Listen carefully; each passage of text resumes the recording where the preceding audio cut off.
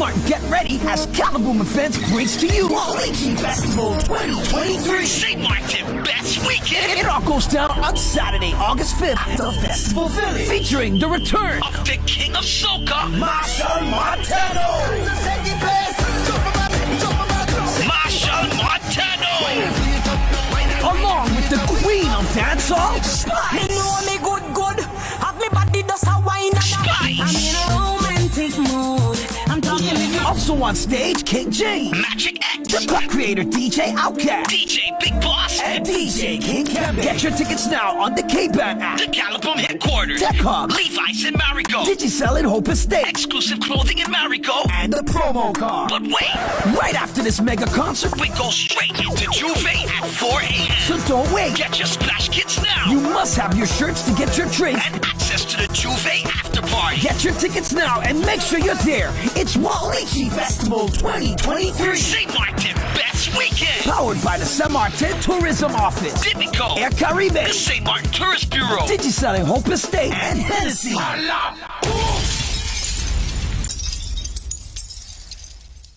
People in this country, why they so lazy? Just going to the laundry, they hire a taxi.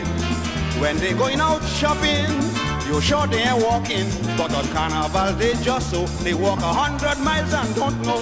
When the ping pong say boom, and the bass drum say boom, coming down the road with a smile. When we feeling the beat and the music so sweet, we walk 100 miles.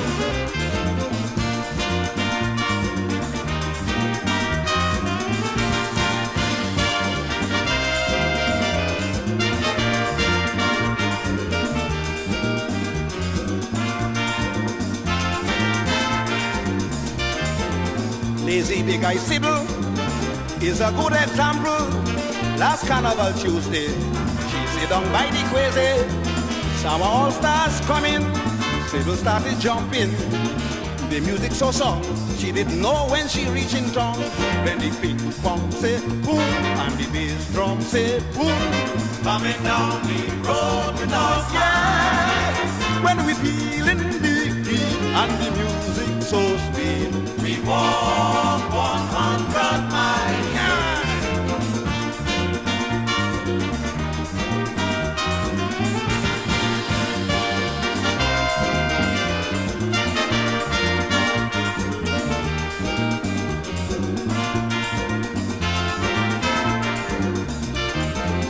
A box of a tourist, well, she was the greatest. Early morning Juve, the woman break away. 3 o'clock by Laucan, I meet the same woman. He said, kitchen, and now start Late Night Summer Tour continues. Of course, we are continuing our summer tour. Welcome to the Late Night Show. I'm your host, Andrew Dick. Of course, no applause. Keep the applause because we are on the road, so nobody there to clap for me. But at the same time, we are here. That's what's important. Now, of course, today on the show, we have a lot in store. We have an interview and also some very interesting things of what is happening on the lovely island of St. Martin. We begin, of course, with a poll that we started on Friday. First of all, I'd like to thank the 1,000+ persons that voted for the poll. And I must say, it is something that was pretty interesting. You know, I learned my lesson a little bit because I didn't know that, you know, this thing was that serious. People take this thing serious. So we have the final results. The final results is as follows. Let's jump in straight into it. We have the National Alliance. We're going to put up the graphics so that you can see. National Alliance came out on top with 142 votes. That would be equivalent to 6 seats. Then we have the United People's Party. They're up with 5 seats. Then we have the USM, 62 votes. They come up to 2 seats. Then we have the PFP with 1 seat, the DP with 1 seat, the NOW 0 seats, the USP with 0 seats, and of course there was also an option of other, and the others just voted because they didn't have nothing to do. Why would you vote for other if it don't exist? But St. Martin is not a real place, so of course we were gonna always vote for nothing. Anyway, now actuality, the Democratic Party had more votes, but when we looked into the IP addresses and everything else, we noticed that in split seconds, the DP on 3 days had 100 votes in like 4 seconds to 5 seconds. Impossible from one IP address. So we had to disqualify it. It was like, nah, uh-uh. It looked like they do the same Bulgarian thing that he was talking about, like Christian was talking about a couple of months ago when it comes to voting in St. Martin. It looked like they do the same thing for this poll because they was making their own type of results. All of a sudden, from 1 minute it was at 50, next minute it was at 250. I was like, wait a minute, no, what's going on? Jeez, in 4 seconds, 250, something wrong. So, of course, this is just the pulse of the people. It's powered by character. Make up the character one time for powering the pulse. We're going to do a poll every week. Every Monday, we'll give you the results of the poll. And my good friend, Olivier Arinel, did have something to say about the poll, and we'll go to that right now. Olivier, talk to me. Andrew, let me talk about the poll's result. The poll results is a lie, my dear friend. A bunch of DP people, when they keep voting, to kind of create an illusion. Anybody in their right mind, Andrew, would never vote for Sarah Westcott Williams or anybody that has to do with the DP political party. Let me tell you why. From 2010, from the time Sarah Westcott has been the first Prime Minister of 2010, St. Martin has done this, wham, and she has been part of every single government that fall. Every single government that fall was the cause of Sarah Westcott Williams. If I lie, do your research, you're gonna see. She's the best friend of Ansari. Destruction of St. Martin again. Mullet be gone. I cannot wait for the public inquiry report that is going to come out, that is going to show how Sarah Westcott Williams have sold off St. Martin. So everybody is saying, okay, I'm dealing with the National Alliance. Yes, because I'm disappointed in the National Alliance that they're continuing the Sarah Westcott program, which is the destruction of St. Martin and giving the wealth of St. Martin people out to somebody else. Andrew, do you know, right? Sarah Westcott Williams put this fella in power by the name of Miguel de Weaver by giving him a temporary contract. Claret came into power, make the man permanent. Every single Chinese supermarket in St. Martin, in every single corner, we have to investigate how all of those people got their licenses, because I know Miguel de Weaver got something to do with it. I know that. And this is why, if I was in power today, I would be doing a forensic investigation to prove my point before he gets fired on the spot. Because people like that has already sold out St. Martin. That's the truth. When you look at fellas like Lucien Wilson, who was put there by Miguel de Weaver, running a consultancy firm inside of the government offices for DHL St. Martin, Miguel de Weaver again, you need to get rid of those people. And these people are the people that came out of Sarah Westcott Williams. So for the first time in the history of St. Martin, from 10-10-10-10, the National Alliance and the Up Party has managed to keep a government together for 4 years, even though they have made a lot of mistakes in there that needs to be dealt with. That needs to be dealt with. Even the potential appointment of William Marlin to be the representative of the World Bank in St. Martin is a problem. So the poll, Andrew, again, is not the realistic view of the people of St. Martin when it comes to the new election coming up. And if you guys are in St. Martin sincerely telling me that I'm lying, prove to me that I'm lying, because I want somebody to prove to me that I'm lying so I can keep proving to you that I'm telling the truth. The driver's license for all of these Chinese that can't speak English, who authorized them? I need the Minister of Justice to do an investigation on Miguel the Weaver on how all of these Chinese are getting driver's license when they cannot speak English and passing the board. Who's over that? I need to understand the supermarket that is going to be built right there in front of his parents' home. Who give those licenses out? Miguel the Weaver again.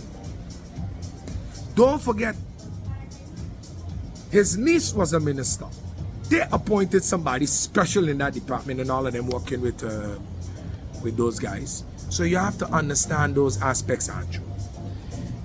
At the end of the day, Andrew, back to the poll, DP cannot and will not, unless the Martin people is really dotish, would be able to even be re-elected into parliament. I think the time has come for that lady to do her retirement. She has to go. All right, now let's continue with the airport saga. The airport, the Princess Juliana International Airport. Segregation, racism continues. Yes or no? Is it true? Yes or no? Last week, MP Christopher Emmanuel sounded the alarm that apparently locals working at a construction site at the airport is apparently not being allowed to use the bathroom of the tourists that are contracted by Balas Nedam. Of course, it created a lot of stink because in what place will you come to an island and then tell St. Martin people or tell the residents of the islands that they're not allowed to use the same bathroom as yours? Does it mean that you're better than me? So is it segregation, yes or no? PJD2 had an interview with the good CEO of the Princess Juliana International Airport, Brian Mingo, and he had this to say. I haven't really heard anything close to that. I think it's far from the truth. I do know there's a difference of, if we're referring to the bathroom saga or the bathroom situation, is there's a set of bathrooms for the office workers, and of course there's a set of bathrooms for the actual construction workers. And of course, the construction workers are a little different in their style, and that's why they have this difference between the office workers and the construction workers. And we have to be honest, the construction workers is a mix of different cultures. You have the Turkish, you have the local, and of course you have the regional, the Caribbean. And we sometimes joke around, and I don't think it's anywhere serious to this. I mean, even if you look at what is happening today, I've heard it recently too. You go to the Chinese and Bruce Lee, give me this, or China, give me this. It is how we get along with each other, and we need to kind of mature that up a little bit. But absolutely, that is factual. It's not true that there's any form of racism. There is a difference in a selection of bathrooms, or let's say toilets, for the office workers and toilets for the workmen. And that is nothing to do with segregation, nothing to do with racial splitting up. It's far from the truth. Is your assertion based on investigations carried out by the airport, Mr. Bingo? We as airport, we make sure monitor these kind of social complaints. This is surely going to be looked at, and it is being looked at. So anything to do with, with racial, with any workflow tension, that is being looked at, and for sure we'll get to the bottom of it. But what you just told me, it is not correct and it's not true. No, of course, Savage Chris decided to listen to it, analyze it, and answer back. And Chris did not hold back, of course, because he called it hogwash. And I must say that I must agree, because first he says that it's not taking place, but the investigation is going on, but it's not true. Which one is it? I don't know. This is what Chris says after the response of the CEO of the Princess Juliana International Airport. I've heard some ridiculous things in my lifetime, and some really funny and nonsensical answers to questions or inquiries that have been made. But I think this one from the managing director of the airport has really taken it to the top, because you couldn't have been more ridiculous in your answer and also empty. But in addition to that, Stephen, he had basically answered the question and said, yes, there is segregation down on the airport when it comes to using the facilities that are the bathrooms. Because the managing director goes on to say that, oh yes, there is bathrooms for staff, and then there's bathroom for construction workers, and there's bathroom for the Turkish, and then the Caribbean nationals, and he went all over the place, and some that doesn't make much sense. Or when you're going to a shop, you just say, Bruce Lee, give me this here and check, and that is nonsense. And then he goes on to say that, oh yeah, they are different. But the moment you start to use those words, that they are different, and you have to do something else separate, that is exactly the point we are making. That's the reason why we use the word segregation, because you're separating different bathrooms from this group and that group. So then the question is, are they doing a different thing in the bathroom? That's what we're asking. And he can't answer the question because he knows that the facts are true, and he knows that what is happening there is wrong. The fact of the matter is there are Turkish nationals down there who don't want to use the same bathroom as the local Samaritans. That's what it is, Stephen. So Mingo goes on, and he continues to try to dress it up. He tried to make it sound good, but the facts still remain. The facts still remain. And he will go on to say the Caribbean nationals, Turkish nationals, this nationals, that nationals. Get to the point of the matter. Are the bathrooms segregated down on the airport? He said there's no truth to it. His answers alone alluded to it, that yes, it is. And I am saying to you and to him, it is wrong, it is racist, and it's discriminatory, and they need to fix it. And of course, the CEO of the airport clearly stated that he shall be investigating the matter further, MP. But there's nothing for him to investigate, Stephen, because he knows about it, because management has it that way, because Ballas made them, and the Turkish individuals made it known that this is what they want done, and this is how it got to be. So there's nothing for them to investigate. And this is the thing that I've been saying over and over and over. We continue to leave Mr. Mingo down at the airport, get away with everything that is going on, everything he say, we believe it, when the facts are right there in our face. It is right there, Stephen. What is there to investigate? And if it's not true, from his own volition, from his own tone, from his own mouth, he is saying it is not true.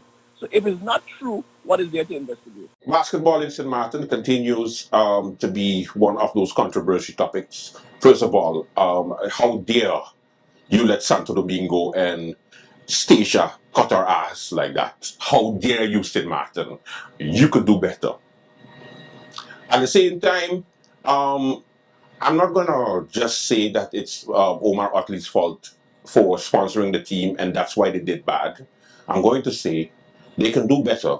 So therefore, let's all support the selection team for St. Martin for the next Battle of the Fittest next year, instead of being, complainers, complaining Nancy's about it and saying, oh, the O on the shirts are too big, or the athletes on the shirts are too big, so therefore the performance was horrible. Really? Really? Come on. That's like saying that the parliamentarians that wear a good suit doing good parliamentary work.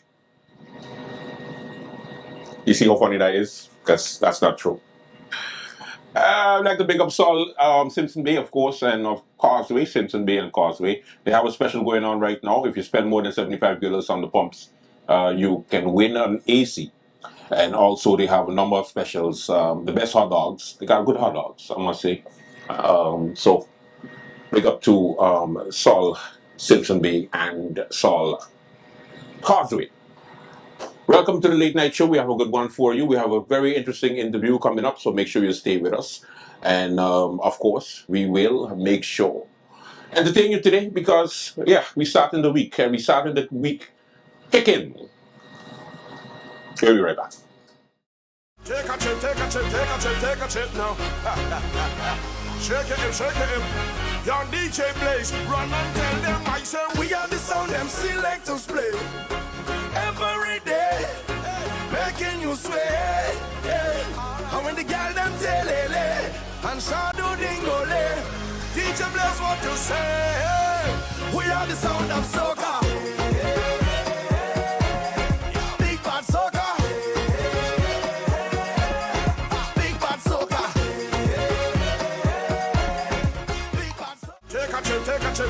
Take a chip now.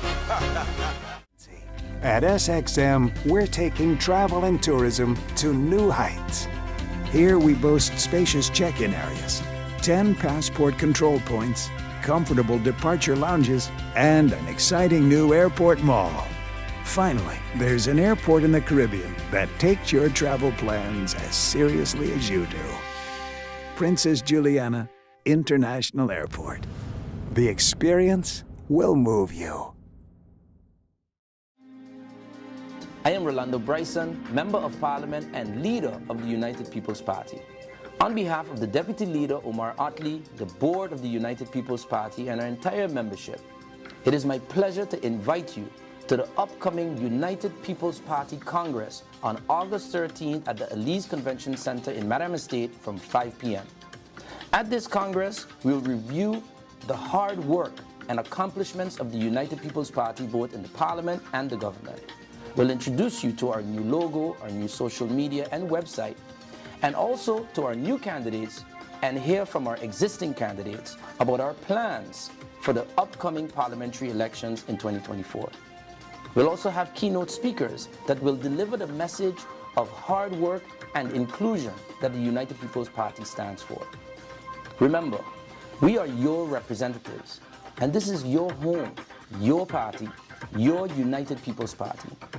So we look forward to having you with us at the United People's Party Congress on August 13th at the Elise Convention Center in Madam Estate from 5 p.m., where we tell you how and why we're still going up.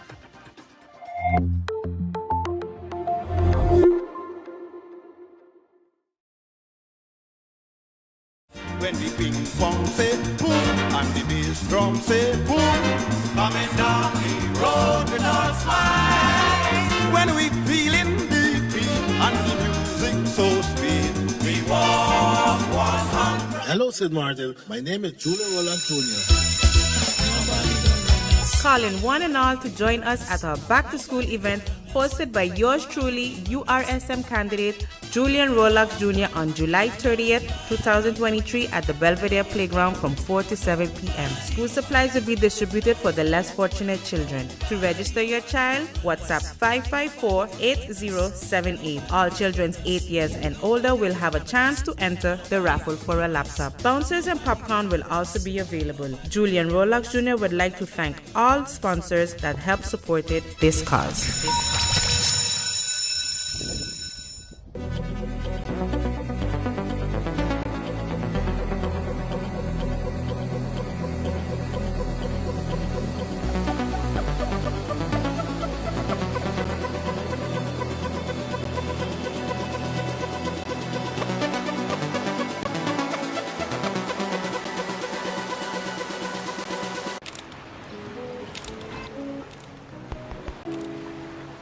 Man, my data just ran out.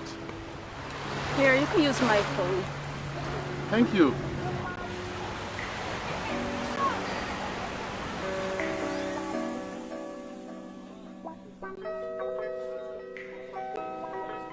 Come on, man. My data finished again. Relax, honey. You can always use mine. Wait, how come you always have so much data? I told you I switched to Tele mobile postpaid plans. Those plans come with plenty of data, so I will never run out of data again. Okay, well why don't you come over here and show me more about these plans? Because I'm about to switch to Telem data now.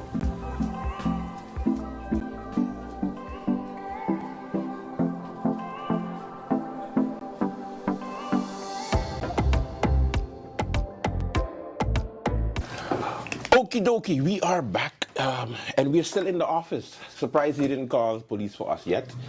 It just depends on how this interview goes. Hopefully we get out with the chip and air it on time so that we get the real tallest member of parliament. Don't worry, I have a red button on my desk. He says he got a red button. Of course. MP Bryson, it's the summertime. Pretending to work? Well, I think my list of work that I was so happy to hear your colleague, what's his name, Mr. Earl Evans, really list off the many amount of laws that I've passed in the work. It's 21 now. 21? Yeah. I lost count, sorry. Yeah, just here getting ready for the meetings that we have right after the recess, you know. Takes a lot of work. Takes a lot of research.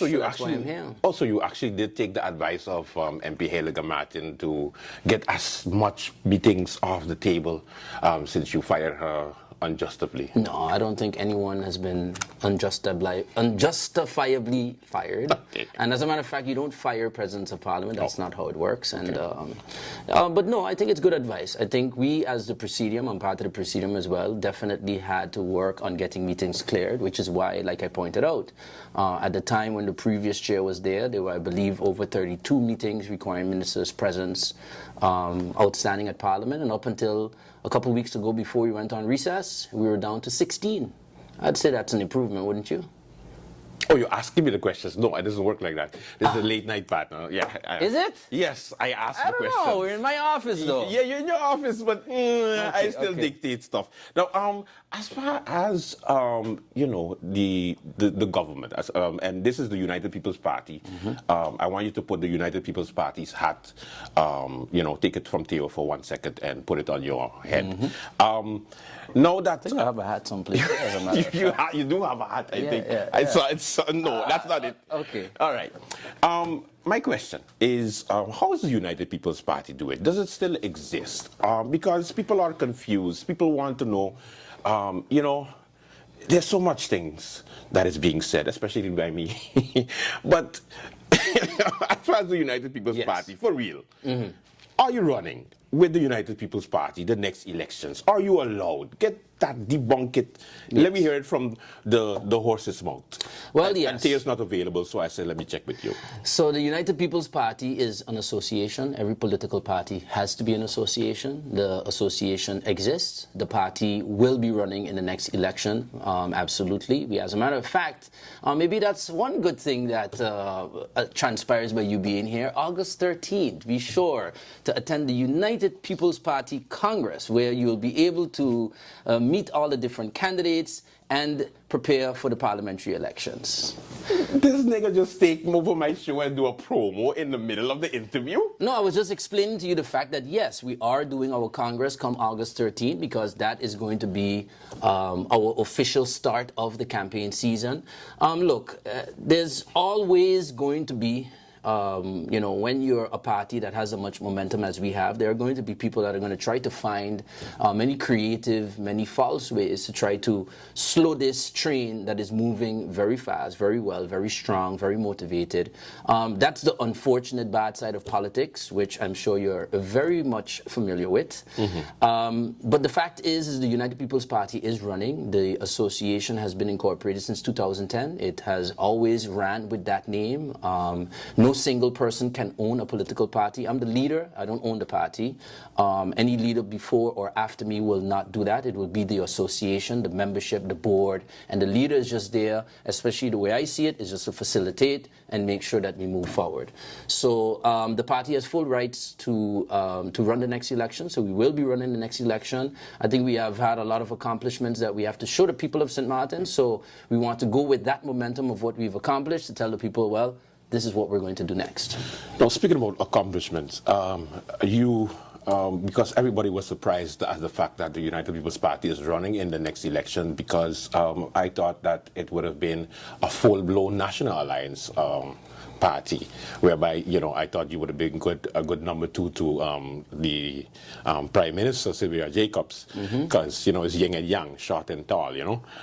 So my thing is, with the National Alliance being a coalition partner for the past 3.5 years, how are you satisfied with the partnership that you had for the past 3.5 years?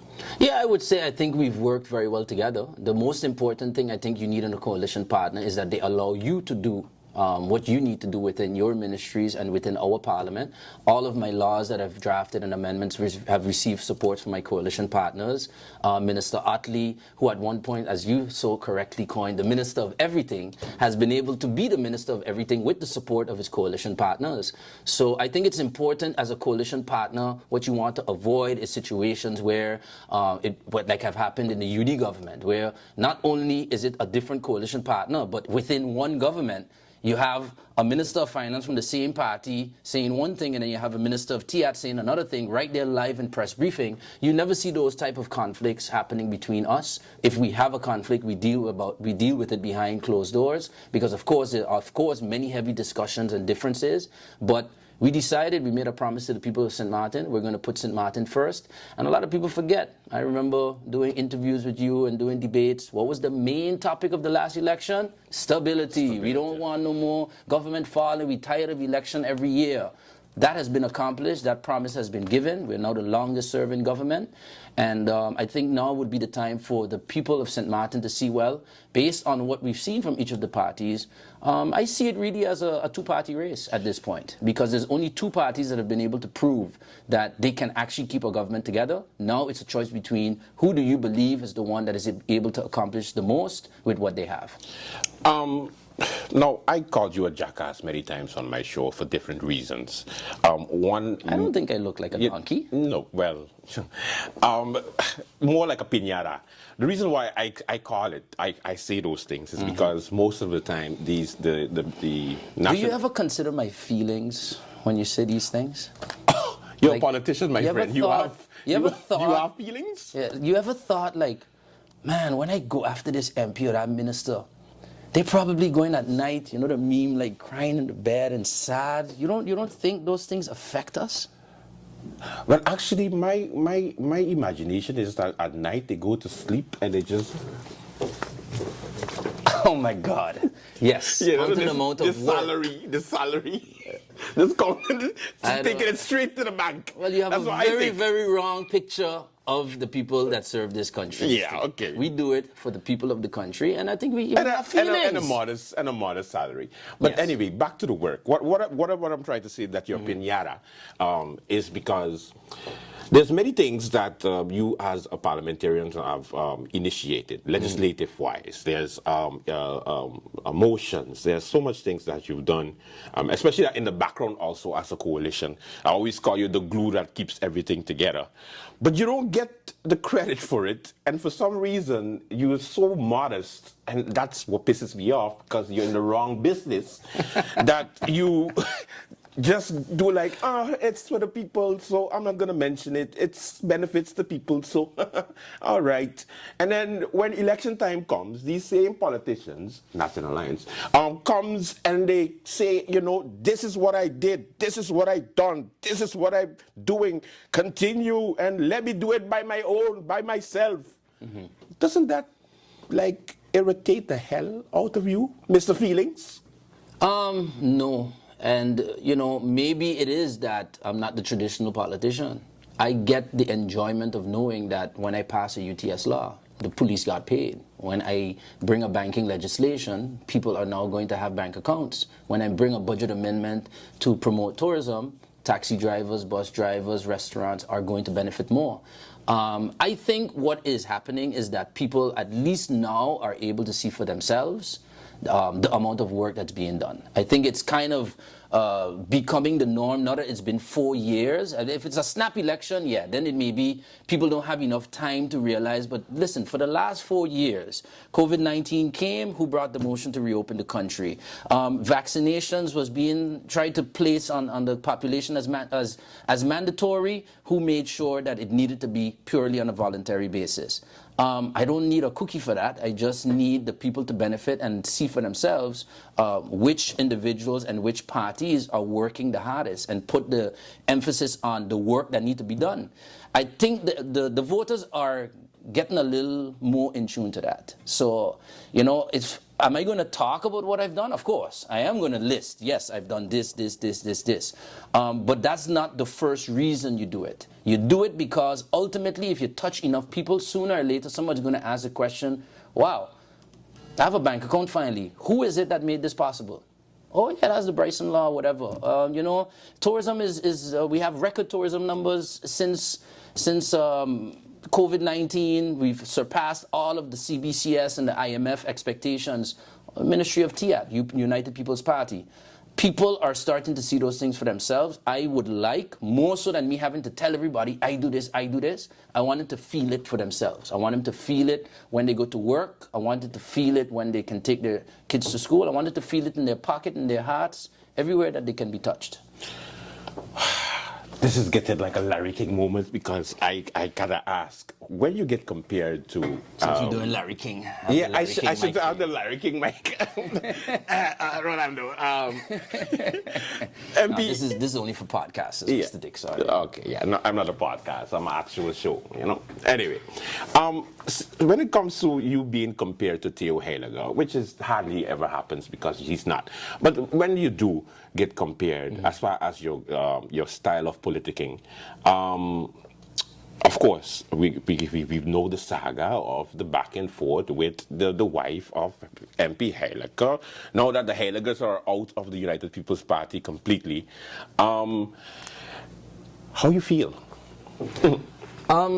The most important thing that I see about this is that if you there's hijacked one the thing, party, by the way. No, not at all. Because I think if you're talking about a hijack, then you would say, well, then I would kind of make myself, well, I'm the leader, and this is how things are going to happen, and it's going to be my way or the highway. No one can ever say that's my leadership style. I'm very inclusive, and that's exactly what happened. Every decision I've taken that some former members did not like was done in consultation with the vast majority of the team, our MPs, our board, our ministers. It is me looking at the fact that I have 10 people, we've literally sat in this office with our MPs, our ministers, and you have just one person that's saying go left and everyone else is saying go right. As a leader of a party that's literally called the United People's Party, it is my job to say, look, guys, the majority of us really feel this way, you know, can we find a middle ground and so on? And in 99% of the cases, we were able to find a middle ground. But it seems that some feel like it have to be 100% of the time that it has to go their way or the highway. I think it's the opposite. I think actually we were going through an attempted hijack of the party where the party was moving away from even what Theo stood for in terms of he had the vision for a united party that everybody could be a part of, that you could pick up the phone and call Theo and say, hey man, listen, I have an idea, and he would hear you. It was as if that was looked down upon. That no, Rolando being too open with everybody, Rolando letting everybody have opportunities to be a part of this party or to grow or to work in a cabinet or to be a minister. No, it's only supposed to be about who I feel should do. And I didn't want to allow the party to go that way because especially in 2016, you'll remember you had people like myself, Maurice Lake, Veronica Janssen, Sylvia Matza, Romain Laville. You can go down the list. There was a mass exodus of the United People's Party exactly for that. And I remember that because I was part of that, because I left because I felt that the party lost that way. So if I come back, it's to make sure not only do we not go back there, but we go back to 2010 when it was about actually feeling like everybody could be part of this. Everyone can be heard. So I think actually the party is being brought back to its original roots, that everybody has a place in this party. Candidate makeup. Talk to me about the candidate makeup, the list. I hope that you're not one. I hope that you because that's already taken. That slogan is already taken, and we're going up. I think that one was done already, and I think Prisha would have issues with that because she come up with that. So, what would be the drive this time around for the United People's Party? Please don't tell me the new United People's Party. Oh no, because it is still the United People's Party. Okay. And let me first of all answer your question in terms of candidates. Yeah. In order to hear about... Wait a minute. Wait a minute. This is what we call a cliffhanger.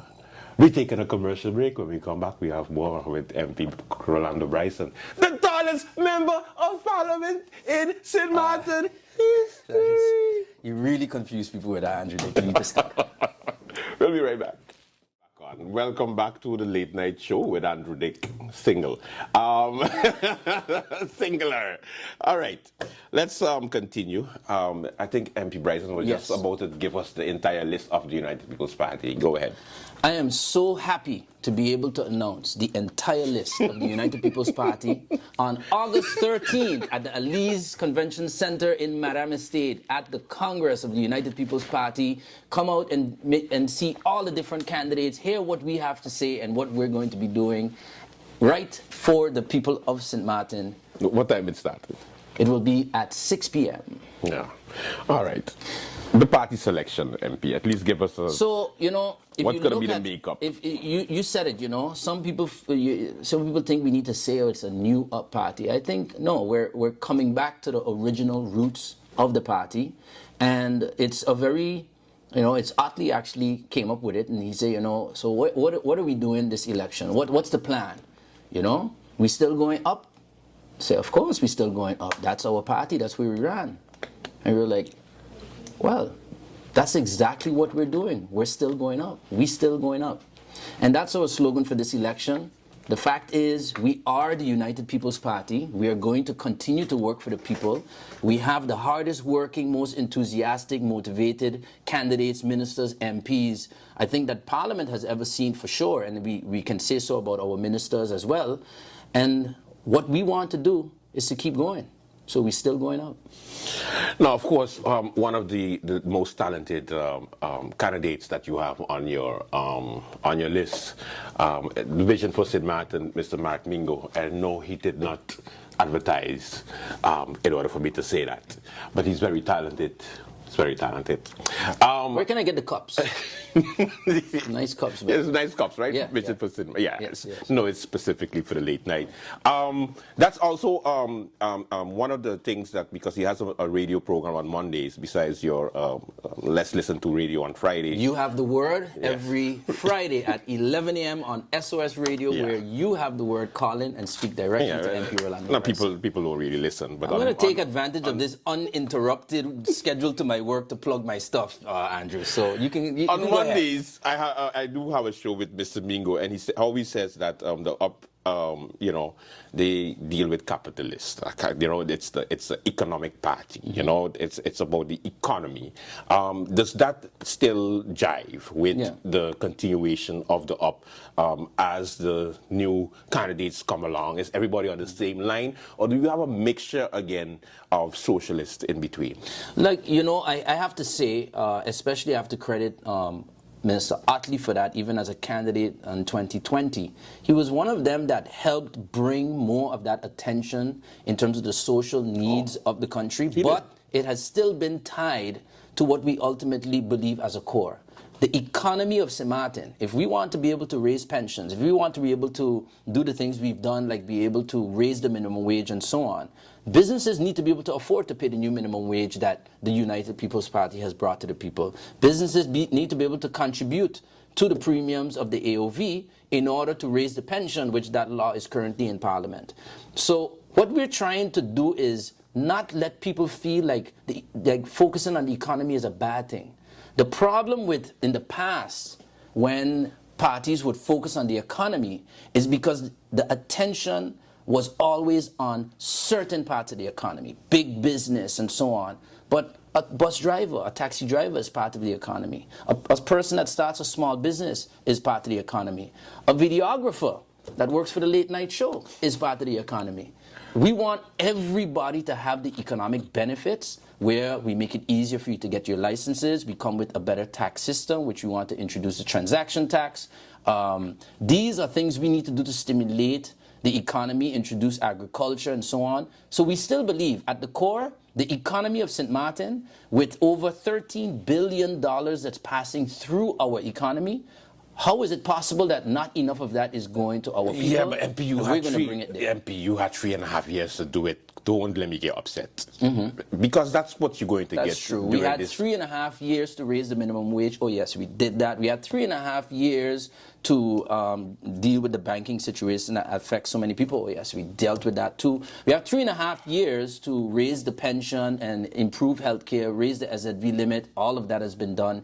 So, yes, we did not allow the airport, the time. The hospitals, schools. The hospital that is having the fastest progress that we've ever had. Indeed, that's a fact. Did you drive by there today? I saw the building going up. Yeah, okay. And the airport? What's happening with the airport, MP? The airport, I would have to say, if you know when you go to a job interview. Oh no, you've never. No. You know when you go to a job interview, one of the questions and the hardest questions people. I can't look at you and ask you this because you don't do job interviews. You're an entrepreneur in the economy. You go to a job interview and one of the questions people ask you, and it's always the hardest question, what would you say is something that you can improve about yourself? But you're in a job interview, so you don't want to tell, you feel awkward because now you have to tell the person that wants to hire you something that you would improve upon.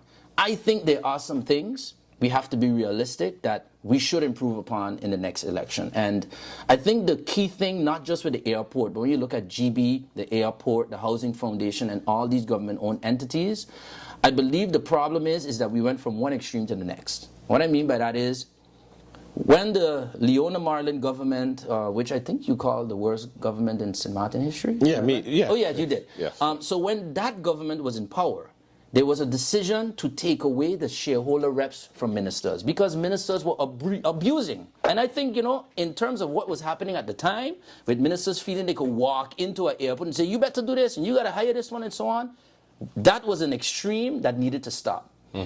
So what we did is we pulled away the shareholder rep from the ministers, and now the Council of Ministers is the shareholder rep. But I think we went from one extreme to another, from a two hands-on approach to a way two hands-off approach. Because think about it like this. We have 27 government-owned entities, right? If the shareholder is the only person that can officially interact with that, that means if you just want to meet twice a year with that entity, every single week, the entire Council of Ministers needs to sit down in a meeting with the governmental entity. It can't work.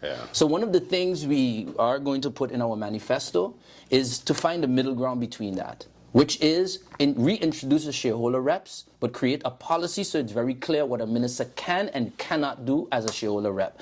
I think a lot of the problems we had probably stem from that, where if there's an urgent situation, like for example at GB, yeah, it's nice to say, okay, we're going to call a shareholder meeting. It's going to take a 2-week time for the convocation, and then the entire ministers have to all make themselves available in order to have quorum. By that time, these situations boil over. Yeah, so I think that's one of the Parliament's things that we role, have to improve. I mean, Parliament's role, because one of the suggestions given by one of your party members is that at least maybe a committee for shareholder companies would be also an effective tool to basically rein in a little bit of the structures of these government-owned entities. Is that something that you would we've consider? received the proposal from Mark. I think it's a brilliant idea, especially coming from somebody that understands the corporate world. You see, the thing is, that's another extreme that we went to as a parliament, where also you had parliamentarians that felt like they could be directly involved with government-owned companies, and that's also not right. But I think it would be right for there to be a parliamentary committee that interacts with the government-owned entities on very rudimentary things that any parliament should know. Financial statements, operational reports, HR reports from, so not the individuals, but okay, in 2021 we had 200 employees, now we're at 180. Why did 10% of the staff leave? What is the satisfaction rate of staff? Those type of reports should be coming to the committee. The committee examines it and closes those and said, I think, wait, this looks like a problem. We need to have the airport with the relevant minister come to Parliament and explain us what is happening here. That, to me, is also a good middle ground that allows the Parliament to have at least the information on what is going wrong on our strategic assets. Rather than when a problem blow up, then you call a parliament meeting, then all of a sudden everybody grandstands on the floor and, oh, why was GB hacked and why is the airport taking so long? You would be able to prevent those things from going wrong by having regular reporting via our parliamentary committee for government-owned entities, and I think that's going to solve a lot of the issues as well. One of the big issues, MP, because it's hot already, it's summertime, GB bills are overflowing, the billing system has not been fixed as yet. I know this is a question that's supposed to go towards the government, because Parliament is just Parliament and government is the one who's supposed to deal with the shareholder. However, it does hurt your constituents, especially businesses, especially the population.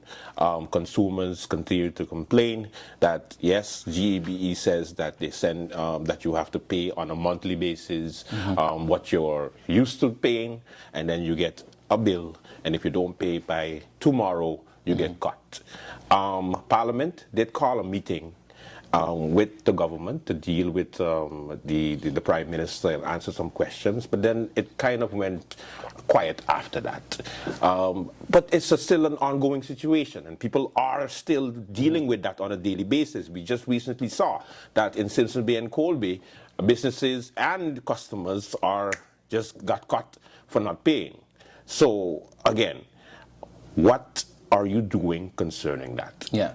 Well, if you talk in terms of the billing issues, that's indeed something very operational that the company has to figure out. From what I've understood, it was really bad at one point. I think they've made some changes in the management, and they're trying to be able to improve upon it based on the hack that took place and trying to rebuild the database.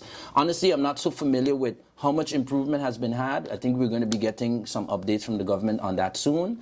But I think it's a matter of really fixing the damage that was done by this hack and really taking a little more serious as a country our vulnerability to cyber attacks and hacking and so on. But in terms of the cost, there's two things, one in the more short term, one in the long term that the United People's Party wants to do. In the short term, I think we need, the biggest cost of electricity is fuel. And what the Minister of TIAD, who is over the cost of fuel, has been doing, he's been now examining other sources, possible sources of fuel, that we can get it much cheaper for GB to be able to now sell the fuel at a lower rate. You see the price of fuel clause, people really complain about that. That's based on the price of the fuel that you buy. So I think really what we have to do is reassess the sourcing of our fuel. We have to wonder, why is it that GB is so inclined to buy from one particular company? Why can't there be competition? I don't know why that decision is being played, or who might be feeling they're benefiting from that type of situation, but I know who's not benefiting is the people of St. Martin. And it's something that, you see, the average person, all you see is the price on the bill, that fuel cost bill. But we have to look deeper. Why is that fuel cost so high? Why is it that when fuel prices are going down in the rest of the world, your fuel cost is going up? That is something that the minister is now investigating. So in the short term, the heavy fuel that we buy, we're going to source it at a cheaper source. In the longer term, we want to switch to a cleaner form of energy, which is LNG, liquefied natural gas. It has many benefits. It's compressed gas that can then be brought as liquid and then regasified, a lot cheaper, a lot cleaner. So that solves a lot of problems in terms of environmental damage, but also the cost. So that is the direction that the Ministry of TIAT is going, and I support 100%. Political season, of course, it began early. I did notice that the United People's Party has been very quiet.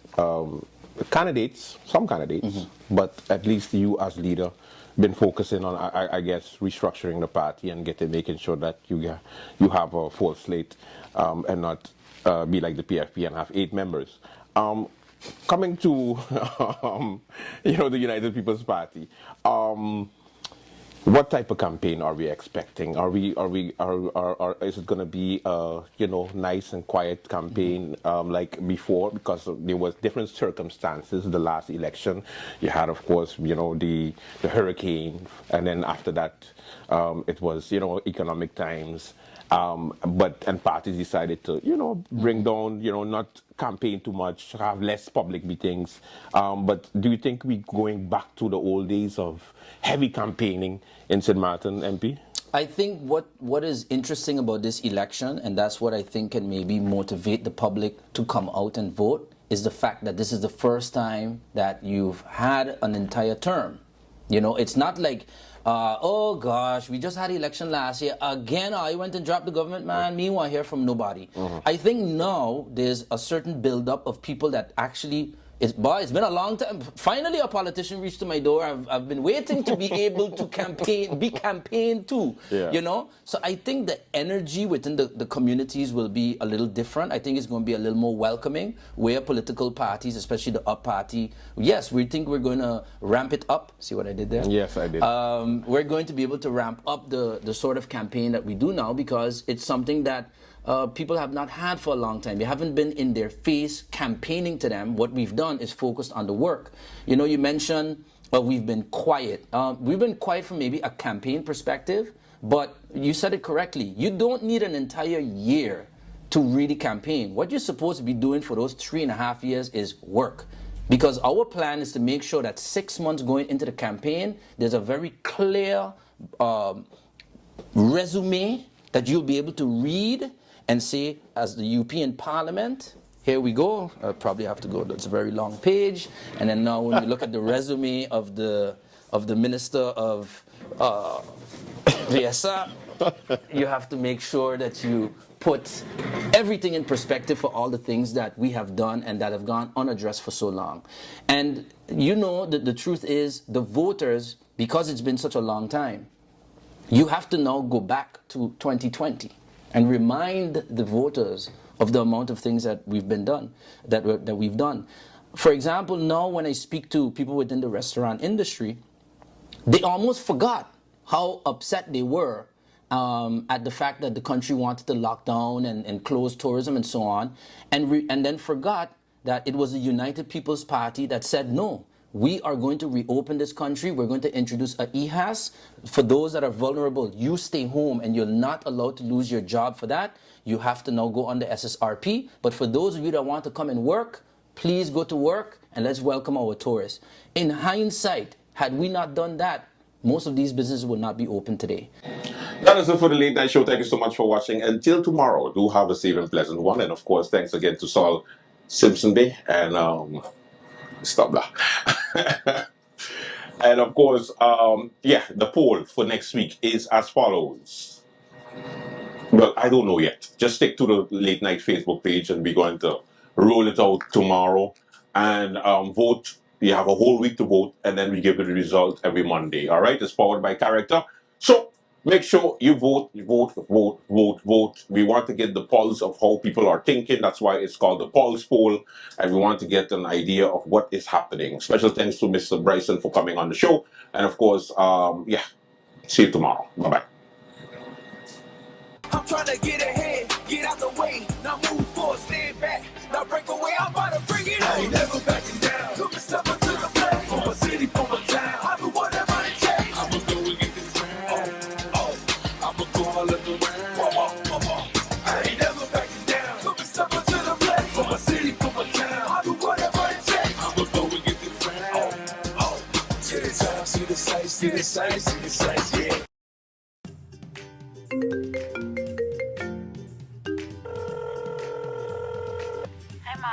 How are you? Hi, darling. I'm fine. Just calling to say hi. Oh, okay. We got over here. Girl, I hear watching this movie and it...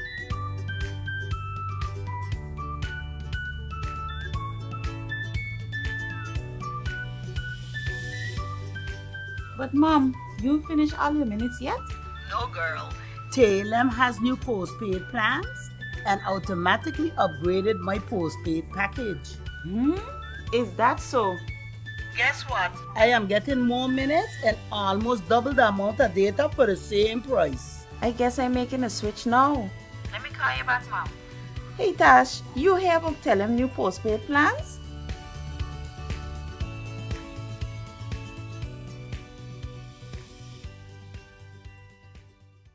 When the ping pong say boom and the bass drum say boom.